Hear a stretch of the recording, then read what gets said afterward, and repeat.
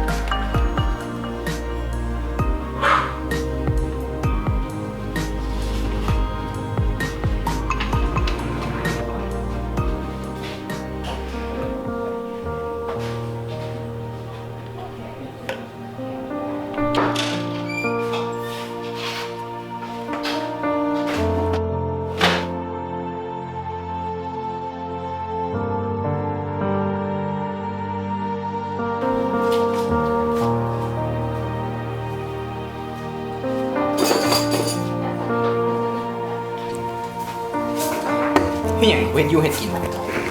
ข่อยก็เฮ็ดเวียกของข่อยเนาะ มึงบอกไปสมัครเบี้ยงเมื่อยได้นี่เข้าก็ไม่ได้กินขนมทุงเดียวนี่ให้กินนี่ฮ้อนก็ฮ้อนไปสมัครเบี้ยงมานี่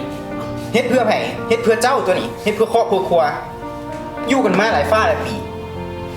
ก็เดี๋ยวว่าหู้อยู่นะไปใส่ก็ไปไหมยุ่งน้ำพ่อน้ำแม่จะผุดเฮ็ดชีเนี่ยยังบ่ไปอีก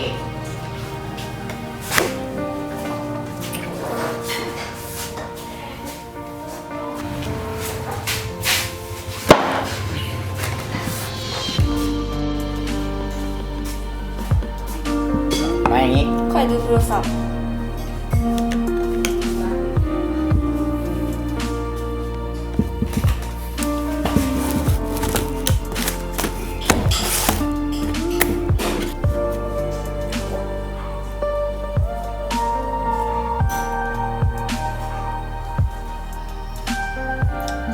สวัสดี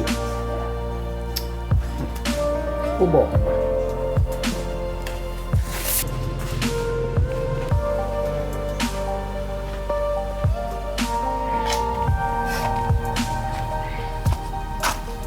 ซื้อสีน้ำข่อยมาเฮีย เดี๋ยวไปใส่เป็นอย่างคือกูบอกข่อย บอกหยังกระเบิงเจ้าดูเจ้ามาเจ้าก็มาเว้าให้ข่อยด่าแต่ข่อยเขาบ่มีโอกาสได้เว้านำเจ้าเลย โดยความผิดข้อเองแหละ